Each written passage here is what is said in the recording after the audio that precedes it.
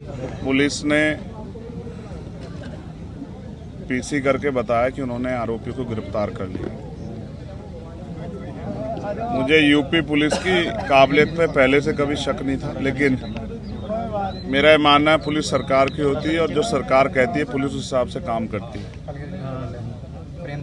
जल्दबाजी में कुछ पुलिस की तरफ से इस तरह के बयान दिए गए जो मैं समझता हूं कि जिनकी जरूरत नहीं थी, बिना जानकारी के, बिना ब्लास्टिंग रिपोर्ट के कह देना कि गोली जो है वो 315 बोर के कट्टे से चली और हमने कट्टे बरामद कर लिए, या बिना बहुत सारी जानकारियां जो तथ्य जो हैं उसमें हैं कि 4 नौजवान लड़के जिनको ये भी नहीं पता कि खाना किस तरह खाते हैं वो आके किसी पे गोली चला देंगे। और जिस तरह की पुलिस ने कहानी करके बताया कि भाई अचानक से टोल पर उनको पता लग गया कि चंद्रशेखर आ रहे हैं तो हम हमला कर देते हैं। तो हम उत्तर प्रदेश में रहते हैं, उत्तर प्रदेश की कानून व्यवस्था और उत्तर प्रदेश के सरकार के कार्य करने के तरीके और अपने राजनीतिक विरोधियों को निपटाने के तरीकों को भी हम लोग जानते हैं। किसी को सीबीआई ईडी इनकम टैक्स से निपटा रहे हैं, किसी को मुकदमों से जेलों में ठूस के जबरन झूठे मुकदमे लगा के झूठे गवाह तैयार करके निपटा रहे हैं, और जो उनसे नहीं बचे हैं उनको गोली के जरिए जो है निपटाने काम कर रहे हैं।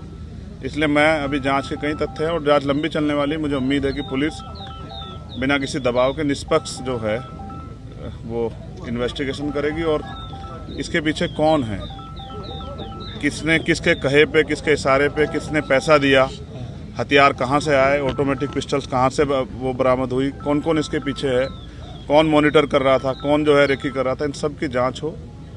इसलिए भी जरूरी है कि आज मेरे साथ है, कल किसी और के साथ ना हो, क्योंकि उत्तर प्रदेश में विपक्ष के लोग बड़ी मजबूती से जो है अपनी लड़ाई को लड़ रहे हैं। और ये तो उत्तर प्रदेश है, यहाँ तो चुनाव सजा होने के बाद पता लगता है कि डीएम साहब के दबाव में मुकदमे लिखा गया था, बाद में वादी मना कर देता, लेकिन तब तक बहुत कुछ बदल जाता तस्वीर। पुलिस के आज के खुलासे से आप संतुष्ट हैं या नहीं? मैंने कहा कि मैंने उनको पर्याप्त समय दिया कि वो अपनी कार्रवाई को, गिरफ्तारी की प्रक्रिया आगे बढ़ाए। तो गिरफ्तारी हुई है। मुझे नहीं लगता कि जिन्होंने इतना बड़ा हत्याकांड, तो पुलिस ने कहा ना, आपने सुना कि भाई वो हत्या करना चाहते थे, तो जो हत्या करना चाहता था उसके पीछे कोई बड़ा कारण हो, छोटा कारण नहीं हो, जिस तरह कारण को आप हवाला दे रहे हो। और मैं लोकतांत्रिक व्यवस्था में हूँ, संविधान को मानता हूँ। मैं जहाँ तक मैं मानता हूँ, मैंने किसी का बुरा नहीं किया। आप सब लोग जानते हैं, मैंने किसी को बुरा ना कहा ना किया।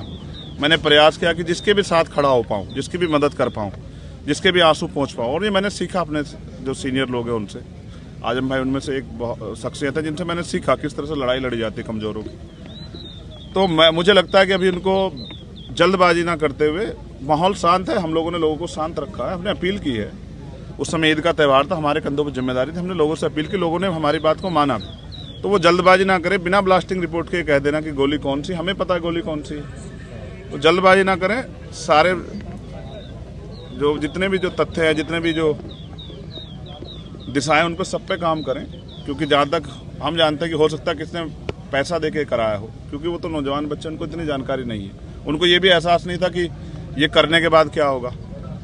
तो इसलिए इससे बहुत बड़ा नुकसान हो सकता था प्रदेश स्तर पे भी और देश स्तर पे भी। इसलिए मैं प्रयास करूँगा कि सरकार के दबाव में जल्दबाजी ना करें और जिम्मेदारी से जाँच को आगे बढ़ाएं और सभी तथ्यों पर जाँच करें।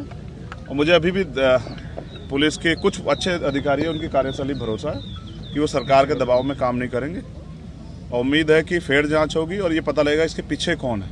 कल की जो आप लोगों की घोषित पंचायत है उसके बारे में अभी मैंने लीडर्स को बुलाया है, सब लोगों को, और मैं चाहता हूं कि पुलिस को पर्याप्त समय मिले जिससे कि आसानी से वो अपने कार्य को आगे बढ़ा पाए। ये ना हो कि हम इसमें फंसे रहे, इसलिए हमने कार्रवाई को में ढिलाई बरत दी।